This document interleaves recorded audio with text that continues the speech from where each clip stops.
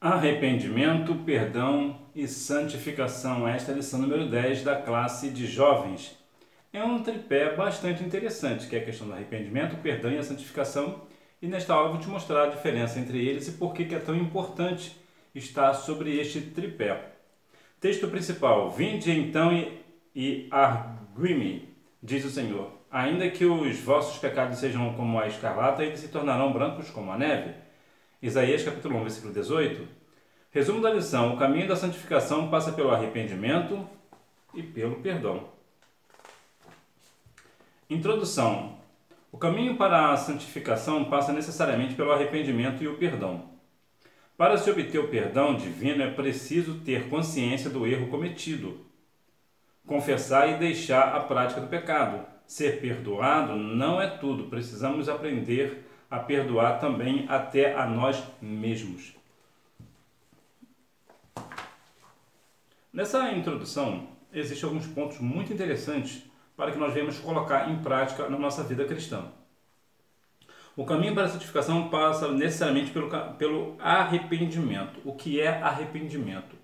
Arrepender-se é mudar a direção. Vou te dar um exemplo. Você está indo com a sua bicicleta para algum lugar. Aí você talvez por alguma razão acontece alguma coisa ruim no caminho que você foi. O que acontecerá da próxima vez? Você vai dizer o seguinte: eu não me arrependi de ir por aquele lugar porque aconteceu isso ou aconteceu aquilo. Então o que você faz? Você não vai mais para aquele lugar pelo aquele mesmo caminho. Você muda de direção, você muda o caminho. Isso é arrependimento, é mudar a direção, mudar o caminho, mudar a forma com que está fazendo. E isso traz para nós também a questão do arrependimento de pecado. Eu pecava, agora eu me arrependi deste pecado e não peco mais. Ou seja, eu mudei de direção, eu mudei a minha forma de viver. Eu vivia numa vida de pecado e agora eu não vivo mais. E finalmente a questão do perdão. Existe uma questão, uma pergunta muito interessante sobre perdão, que é o seguinte: o que é mais fácil, perdoar ou pedir perdão? Porque ambas têm situações diferentes. Pedir perdão é sinal de humildade. E liberar o perdão tem mais aquela ideia do amor, né? De realmente estar ali pronto para atender o próximo. E é uma situação assim bem difícil, bem delicada. Então qual é mais difícil? Perdoar ou pedir perdão? E aqui vem a questão da santificação. Quando alguém está arrependido dos seus pecados, muda de direção e libera o perdão, aí sim existe a santificação. Porque muitas pessoas pensam erradamente que a santificação é somente para vigília, subir monte, viver uma vida de oração. Não é que isso seja errado, não é que não seja a parte da santificação, também é. Mas isso de nada vai valer se essa pessoa ora ao Senhor, vive em vigílias, em oração, em escolas dominicais, mas não tem a prática do perdão e nem mesmo do arrependimento de pecado. Então é necessário que nós venhamos estar com a nossa vida nesse tripé: santificação, perdão e arrependimento. Santidade e arrependimento. Santidade não significa perfeição. A santificação não significa perfeição. Ela é contínua e progressiva. Só alcançaremos a perfeição e a santificação completa quando formos arrebatados pelo Senhor e recebermos um corpo glorificado. Sim, a santificação ela não é aqui uma questão de perfeição. A santificação ela é um processo. Já falei aqui em outras oportunidades. Ela é um processo. A pessoa aceita Cristo como Salvador, ele é santificado naquela hora. Isso significa dizer que, ainda que ele tenha uma vida pecadora, uma vida completamente vil, mas se ele aceitou a Cristo como Salvador e imediatamente ele partir para a eternidade, vamos colocar aqui uma situação aqui bem apocalíptica, né? Bem complexa, bem difícil, só para a gente entender, ele está salvo. Por que ele está salvo? Porque ele foi santificado na hora que ele aceitou a Cristo como Salvador. Entretanto, se ele aceitar Cristo como Salvador e não mudar a sua direção, a sua vida no cotidiano, no dia a dia, né? Então ele perde essa santificação, então ele perde consequentemente a salvação. Então a santificação ela é um processo que durará a vida inteira. Por exemplo, se você viver 100 anos, o teu processo de santificação durará 100 anos. E quando é que termina o processo de santificação? Quando nós partimos para a eternidade. Ali é o fim da santificação, do processo, até porque mortos já não tem mais necessidade de santificar-se, vai seguir o juízo, como diz aos Hebreus 9:27. Agora, como é que alguém vai alcançar a plenitude da santificação? Quando Jesus vier buscar a sua igreja. Porque quando Jesus vier buscar a sua igreja, as pessoas que estão na terra naquele momento, que são arrebatadas, elas imediatamente são glorificadas e santificadas de uma forma igual aos anjos. Então eles serão, essas pessoas serão, o processo de santificação será findada e o seu auge será ali. Então, e assim que serão arrebatados, assim viverão para toda a eternidade, porque não precisará mais de santificação, porque o processo será, vou colocar aqui, automático, né? Uma vez que a pessoa foi arrebatada, está salva na pessoa de Cristo, então não existe mais o processo de santificação, porque ele será, que nós seremos como os anjos, né? Lá no céu não haverá pecado. Então, uma vez que não há pecado, não há mais necessidade de viver uma vida de oração, de santificação, esse tipo de coisa, porque isso tudo já passou. A graça divina viabiliza que o cristão agrade a Deus com sua vida. Na área da santidade não é diferente, elas lidam de forma distinta com determinadas situações, mas todos podem agradar a Deus à sua maneira, mediante a graça que possibilitou a nossa justificação por meio do sacrifício de Cristo e o perdão de nossos pecados.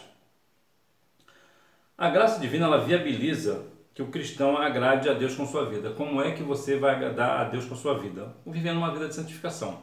Existe uma questão muito interessante que nós devemos compreender, que é a questão de cada um ser um. João 4:24 vai nos dar o norte, né? É importante que eu adore em espírito e em verdade. Pois bem, temos algumas situações pelas quais existem algumas diferenças. Alguns processos de dar glórias ao Senhor, né? Vemos aqui no livro de Mateus, capítulo 8, o versículo 3 nos diz uma coisa muito interessante. Jesus estendeu a mão e o tocou, dizendo: quero ser limpo, e imediatamente ele ficou limpo da sua lepra. Olha que é muito interessante que no versículo 2 fala assim, ó: veio um leproso e o adorou, dizendo: Senhor, se quiseres, pode me tornar limpo. Veja como é a adoração deste leproso. Ele chegou, né, leproso, e adorou. Como foi a adoração dele? Foi dizendo que se o Senhor quiser, poderia torná-lo limpo. O que aquele leproso estava dizendo? Eu reconheço que tu és Senhor, que tu tem todo o poder, mas eu dependo do seu querer. É o seu querer que é mais importante para mim. Então, se tu quiser, pode me tornar limpo. Então, Jesus, no versículo 3, nos diz o que? Quero ser limpo. E ele foi imediatamente curado de sua lepra. O que é isso?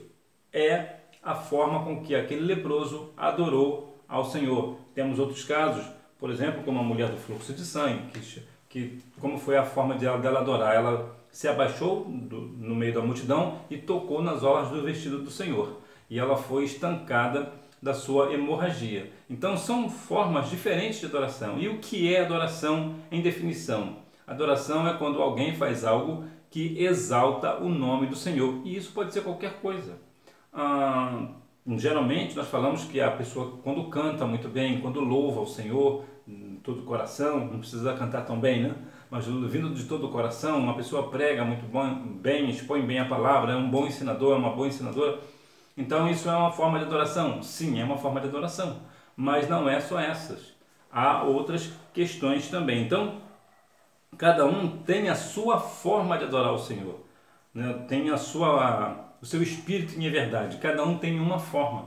Então, quando você chega na igreja, por exemplo, e você é um músico, e chega e toca o seu instrumento, e você chega cedo na igreja para preparar o seu instrumento, quando começar o culto às 7 horas, você está ali afiado e preparado para tocar os sinos ao Senhor. Isto é uma adoração. Qual é a sua adoração? Nesse caso, acredite, não é o fato de você estar lá para tocar o seu instrumento, é o fato de você ter chegado cedo para poder preparar tudo para na hora do culto você estar pronto.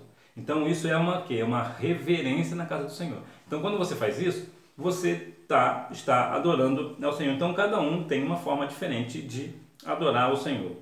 O arrependimento é a base para a santificação. Arrependimento não se fabrica.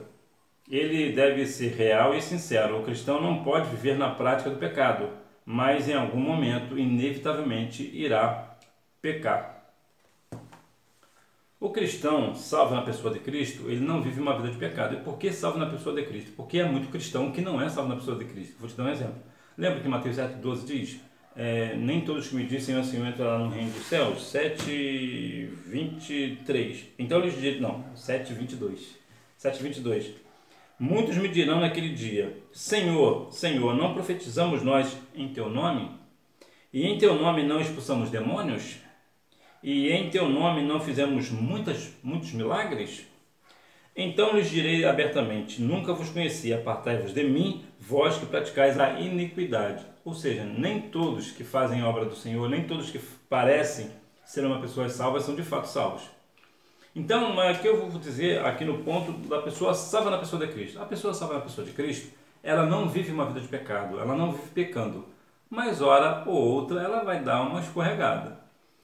Você, por exemplo, que está na sua juventude, claro, toda regra tem exceção, né? Mas de modo geral, como é o jovem? O jovem geralmente é afoito, quer tudo para agora, não pensa no depois, o que pode acontecer depois. E nessas questões, o que acontece? Acabam pecando, porque não vê a consequência do pecado. E acaba entrando nesse quesito, de que não vive uma vida de pecado, mas acabou cometendo um pecado. Qual é a diferença aqui? A diferença é que quando a pessoa não é salva na pessoa de Cristo, ela vive, pecar para ela é vírgula. A pessoa peca hoje, peca amanhã e não faz nenhuma força para evitar o pecado. O pecado está vindo lá, ela vai ao encontro do pecado e abraça o pecado com força, né? Por quê? Porque ela não é uma pessoa salva, não tem comprometimento com a santificação. Diferente da pessoa salva. A pessoa salva, quando vê o pecado, ela foge. Ela procura outros caminhos. Ela vem a questão do arrependimento, né? Tem que mudar de direção. Então, esse é o ponto, né?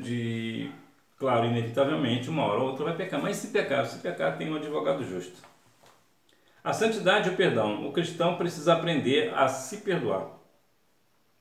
Uma das grandes fontes de medo é o sentimento de culpa.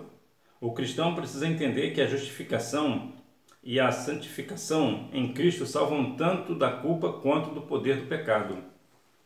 Essa questão da santificação e da justificação vai nos livrar da culpa, né, que temos quando pecamos, e também do poder do pecado sobre nós. O pecado ele tem poder sobre nós, no sentido de apontar, vamos assim dizer, né, o adversário. Ele fica apontando, mostrando a pessoa que pecou. Então a pessoa acaba sendo dominada pelo pecado. Ou, na verdade, aqui é mais uma questão de culpa, né? Aqui eu vou me ater aqui mais na questão do poder do pecado sobre a pessoa. A pessoa, ela às vezes nem quer pecar, mas o pecado parece ser mais forte do que ela. Acaba cedendo à tentação, acaba cedendo à pressão do pecado. Por quê? Porque aquele pecado traz para essa pessoa um certo prazer. Como diz uma irmã da minha igreja, ela diz que o pecado é bom, o problema é a consequência. Então, aparentemente, o pecado ele é bom para a carne. Então, esse pecado tem um poder sobre a pessoa. E tem a questão da culpa também, né? Principalmente a parte feminina. A parte feminina ela sofre muito com a questão do sentimento de culpa, né? Ela pecou, errou e acaba tendo esse sentimento de culpa muito profundo. Eu tive uma professora de escola bíblica dominical de quando eu era criança, e ela sofreu muito porque ela cometeu um delito, um pecado. Não foi um pecado daqueles terríveis, mas foi um pecado que ficou consumindo muito ela, porque ela acabou, mesmo sendo professora de escola dominical, ela foi instruída errada. Ela instruíram que aquilo para ela não tinha perdão. Por quê? Porque ela pensou que ela tivesse blasfemado contra o Espírito Santo, e não foi a questão. Foi uma outra questão que não tinha nada a ver com blasfêmia contra o Espírito Santo. Então ela sofreu penosamente um sentimento de culpa pelo fato de pensar que tinha perdido a salvação. Então a parte feminina no geral, quando pecam, elas têm muito esse sentimento de culpa, né? E a gente precisa compreender que sim, você precisa se perdoar. Se você cometeu algum pecado, você precisa se perdoar. Por quê? Porque o pecado, nós somos pecadores. Nós não vivemos uma vida de pecado. Mas como humanos nós vamos pecar uma hora ou outra. Então, você não deve ficar assim, nesse sentimento de pecado, talvez esse sentimento de culpa, né? O que eu quero dizer. Então, possivelmente você tem aí pecado contra o seu namorado, o seu noivo, não fica aí nesse sentimento de culpa, porque isso vai te corroer, vai te consumir e vai acabar dando legalidade ao adversário. Repreenda isso no nome de Jesus e se perdoa para a glória do nome de Jesus. O cristão precisa perdoar o seu próximo. Esta frase condiciona o nosso perdão à maneira como perdoamos a quem nos tem ofendido. Você já pensou na seriedade dessa afirmação? Como você tem lidado com aqueles com quem não simpatiza ou tem lhe ofendido? Como acha que Deus tratará a tua situação? Liberte-se hoje, abandone essa carga pesada causada pela falta de perdão e continue a caminhada da santidade.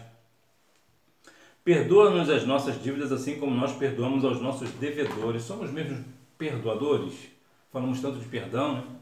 Inclusive essa lição vai nos trazer muito essa ideia de perdão. Mas será que de fato, na prática, nós de fato estamos perdoando uns aos outros, de fato, de todo o coração? Será que de fato liberamos esse perdão? E nós devemos liberar esse perdão, porque há uma frase que falam desde quando eu era das crianças, que eu sempre achei muito interessante, que diz que na porta do perdão o diabo fica barrado, ele não pode entrar. Então, quando a pessoa pede perdão e libera o perdão, há um sentimento extraordinário de comunhão com o Senhor. Você pode fazer um teste, se porventura você tem uma diferença com alguém, por uma questão de talvez ele tenha te ofendido, essa pessoa tenha te ofendido, perdoa ela, chama ela no canto, você e ele só. Né? Como diz o livro de Mateus, capítulo 18, versículo 15, né? Vai e pede perdão, se acertem. Até porque não vale a pena ou viver sem perdoar, porque aquele que não perdoa o seu irmão, acontecerá que quando partir para a eternidade, ou Jesus voltar para buscar a sua igreja, ele ficará de fora. Então não vale a pena. O adversário muitas vezes fala assim: você não pode se rebaixar para essa pessoa, você é melhor do que ela. Repreenda isso no nome de Jesus, perdoa o seu irmão, perdoa a sua irmã. Não permita que o adversário domine essa sua parte. Se você porventura foi uma pessoa que foi ofendida por uma razão ou outra, chame essa pessoa, peça perdão e se acertem. Ainda que essa pessoa esteja errada, vá você a ela, peça perdão, se acertem. Por quê? Porque não vale a pena naquele grande dia ficar de fora e ouvir aquela palavra lá de Mateus 7,22, apartai-vos de mim que eu não vos conheço. Então, libere o perdão, alcance o perdão, libere o perdão, viva uma vida de perdão, para com esse negócio. O cristão deve ser livre da raiz da amargura. É preciso ter cuidado para que nenhuma raiz de amargura brote em seu coração e venha atrapalhar sua comunhão com o Senhor. Eu conheço pessoas, que deve ser também o teu caso, que deve gostar de chocolate, né? Quem não gosta de chocolate, né? Fala a verdade. Bom, existe uma pessoa ou outra, né, chata, né? Que não gosta de chocolate. Mas o chocolate é algo doce. Eu tive uma aluna que eu achava muito interessante, que ela gostava de chocolate meio amargo, que na verdade o melhor chocolate é o chocolate meio amargo. Quanto mais amargo ele for, melhor para a saúde ele é. Mas cá para nós, quem é que gosta de chocolate amargo? Só essa minha ex-aluna mesmo. É muito difícil. Né? Eu conheço uma outra jovem também, que não é cristã inclusive, mas ela também gosta de chocolate meio amargo. Mas não é normal a pessoa gostar de amargura. Né? E na questão aqui do perdão, da vida cristã, nós devemos desligar dessa amargura. Teremos amargura na vida? Claro que teremos. Mas sou cristão, servo do Senhor. Mas nós também teremos situações de amargura na nossa vida. E nós não devemos permitir que essa amargura do nosso coração venha acabar com a nossa vida cristã, com a nossa santidade, com o nosso arrependimento, com a questão de liberar perdão, viver uma vida de comunhão com o Senhor, de ser batizado com o Espírito Santo, de ter os dons espirituais, de ter o fruto do Espírito. Repreenda essa amargura. Agora, a verdade é que, por uma razão ou outra, essa amargura acaba nos consumindo. Né? Então, repreenda, porque isso não vem da parte do Senhor. Mas eu sei que muitas vezes, né, ou talvez todas as vezes, a amargura, né, a pessoa que sente amargura, nunca é culpa dela, é sempre uma outra pessoa que causou essa amargura nela. E é por isso que é tão amargo, né, porque foi uma pessoa pela qual a pessoa gosta, que a pessoa ama, foi justamente essa pessoa que causou essa amargura. Mas mesmo assim perdoa essa pessoa, libera perdão para a glória do nome do Senhor e segue a sua vida. Exemplos de pessoas arrependidas. Sim, eu sei que é difícil, mas é necessário. Zaqueu, o chefe dos publicanos. Um exemplo de transformação duradoura de uma pessoa constrangida pela bondade e o perdão de Jesus. Como pode, né? A pessoa foi constrangida pelo perdão, pela bondade de Cristo. Todas as pessoas falavam mal de Zaqueu, diziam mal de Zaqueu, mas Jesus disse o quê? Este também é filho de Abraão. Olha que interessante. Jesus trouxe Zaqueu para o nosso meio. E é muito interessante, eu sempre falo isso aqui várias vezes, vou me repetir mais uma vez. Zaqueu não era ladrão. As pessoas vivem falando que Zaqueu era ladrão. A Bíblia não menciona em nenhum lugar que ele era ladrão. Até porque não faz nenhum sentido. Se ele vai dar metade dos bens para os pobres, metade, e a outra metade, se ele roubou de alguém, ele vai devolver 4 vezes mais. Imagina se ele vivesse uma vida de roubo. De onde que ele ia tirar dinheiro para pagar todo mundo? Não daria. Então ele não era ladrão, ele era mal visto como cobrador de impostos, porque na bem da verdade, até hoje, o Estado, por exemplo, que cobra imposto de todos nós, né, para serviços péssimos, né, para serviços horríveis, né, de péssima qualidade, e nós vemos o Estado com maus olhos. Por quê? Porque são cobradores de impostos. Sempre vem um imposto aqui, um imposto lá e tal, imposto de combustível, imposto nisso, imposto naquilo. Em tudo que nós consumimos, nós pagamos impostos. Então é claro que nós não gostamos disso. Nós vemos o político, de forma geral, de forma um olho atravessado, né? Vamos falar a verdade. Então o Zaqueu, ele era esse tipo de pessoa, né? Ele era a pessoa que cobrava um imposto. Então, a pessoa que chegar na sua casa para te cobrar alguma coisa, você não vai gostar muito dessa pessoa, né? Mas isso não quer dizer que essa pessoa seja ladrão, que é o caso do Zaqueu. Zaqueu não era ladrão. Mas você vê que ele foi transformado pelo Senhor. A bondade do Senhor Jesus perdoou o pecado de Zaqueu. Então, ele foi transformado. É isso que nós devemos ser também. Sermos transformados pela bondade e perdão do Senhor Jesus em nossa vida. A mulher pega em flagrante de adultério. Aliás, a mulher pega em flagrante adultério.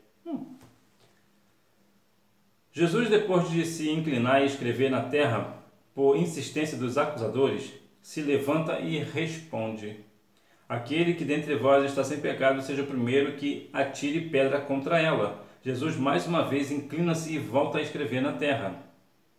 Os acusadores, como viviam uma santidade de fachada, saem desiludidos. Quando Jesus é o nosso mestre, quando nós ouvimos uma palavra de um mestre, quando nós ouvimos realmente uma pessoa, é claro que ninguém vai se comparar com Cristo, não dá, mas quando tem a mesma perspectiva, o mestre que leva a pessoa a Cristo é diferente. Veja que aqui as pessoas chegaram para Cristo como a santidade de fachada, só aparente. Não é isso que a gente vê hoje. Os cristãos hoje, de modo geral, né, principalmente a liderança, pastores, líderes, aquela santidade de fachada, aí encontra uma pessoa pecadora dentro da igreja, isso aí não tem jeito mais não, isso aí tem que deixar isso para lá. Mas com a palavra de Jesus, aquele que dentre vós estiver sem pecado, seja o primeiro a tirar a pedra. Por que Jesus falou isso? Primeiro porque não trouxeram o homem que adulterou com ela, a mulher não vai conseguir adulterar sozinha, né? Então tinham que trazer a pessoa que adulterou com ela, então não trouxeram. Então logo de início dá para perceber que estavam com maldade. Se caso trouxesse o homem juntamente com a mulher, Jesus falaria a mesma coisa. Por quê? Porque o intuito de Cristo é salvar. Agora vê que ele repreende a mulher. Ele chegou cadê seus acusadores? Ninguém te condena, eu também não te condeno. Vai e não peques mais. Jesus disse, eu te livrei da morte, eu te livrei do apedrejamento, você estava de fato em pecado, mas eu te livrei, mas não pratique mais. Acabou. Então, é uma passagem bíblica que nos traz uma orientação muito interessante. Quantas vezes nós vivemos acusando os nossos amigos, os nossos pastores, né, os irmãos, irmãs, de pecado, disso, daquilo, mas e nós? Como é que nós estamos diante do Senhor? Será que nós também estamos tendo uma santidade de fachada? Isso traz aí para nós uma reflexão, né? Conclusão, nesta lição nós aprendemos que não existe perfeição humana, mas mediante a graça de Deus, o cristão que busca uma vida de santidade pode agradar a Deus. O crente precisa perdoar a si mesmo, ao próximo e deixar toda a raiz de amargura, bem como buscar o arrependimento sincero, que é a base para o caminho da santidade. Então veja aqui alguns pontos interessantes, que é a busca da santidade contínua. Nós devemos continuar buscando a Deus, né? Precisa perdoar a si mesmo, você precisa se perdoar se porventura está passando por alguma situação, você fez alguma coisa errada, como diz aí o povo aí fora, né? Pisou na bola. Se você cometeu o pecado, se perdoa, peça perdão ao Senhor, chega para essa pessoa, peça perdão a ela, tenha humildade, tenha simplicidade de dizer, sim, eu sinto muito, eu pequei. Quando nós reconhecemos o nosso erro, de início já cai um peso das nossas costas, né? Então vai em frente e segue a sua vida. E não ficar preso nessa questão de vida de amargura, né? Repreenda isso no nome de Jesus. Hora da revisão. Número 1, santidade não significa perfeição. A santificação é contínua e progressiva. Número 2, na cultura judaica que regia os ensinos de Jesus e de seus apóstolos, o entendimento é de que a perfeição é uma realidade relacional e moral. Número 3, o arrependimento é a base para a santificação. Número 4, João afirma que a experiência do amor de Cristo gera fruto de santidade e nele não há lugar para o medo ou julgamento. Número 5, sugestão, perdoa-nos as nossas dívidas, assim como nós perdoamos aos nossos devedores. Aqui eu vou abrir uma questão aqui bastante delicada. Se porventura tu tem também uma diferença com seu pai ou com a sua mãe, por alguma razão tem algo errado entre vocês, talvez uma amargura que você tenha por eles, alguma coisa que eles tenham feito com você que você não gostou e realmente foi algo errado que eles fizeram com você, junto com seus pais, perdoa os seus pais. Porventura você também, por alguma razão, tem isso também, você é pai, você é mãe, e também está nessa situação, peça perdão aos seus filhos. Nós devemos viver uma vida de unidade. Na minha igreja, certa vez, eu vi uma irmã do círculo de oração, uma irmã temente a Deus, piedosa, é uma pessoa que eu tenho muito carinho, muita estima. Ela pediu perdão ao filho diante da igreja e o Senhor fez um mover extraordinário naquele dia. E ele já era adulto, já não era mais um garotinho, já era um jovem de mais ou menos uns 25 anos, 30 anos mais ou menos. Deram a oportunidade para ela, ela pegou o microfone antes de louvar o Senhor. Ela pediu perdão, chamou o filho lá na frente com ela e pediu perdão ao filho diante de toda a igreja e Deus sacudiu a igreja. Então, quando há perdão, ainda mais entre família, né? Nós não devemos viver uma vida de intrigas dentro de família, devemos perdoar uns aos outros. É difícil? Claro que é difícil, ao coração ferido, magoado, mas nós, como cristãos, na pessoa de Cristo, nós devemos liberar o perdão para que nós venhamos continuar a nossa vida de arrependimento, de santificação, para que naquele grande dia nós venhamos ouvir do Senhor, Mateus 25:34, vinde bendito de meu Pai, possui por herança o reino que vos está preparado desde a fundação do mundo. Que Deus em Cristo continue abençoando a sua vida, que você tenha uma boa aula, não deixe de ir à escola bíblica dominical, até porque quem faz a escola é o aluno. Tchau!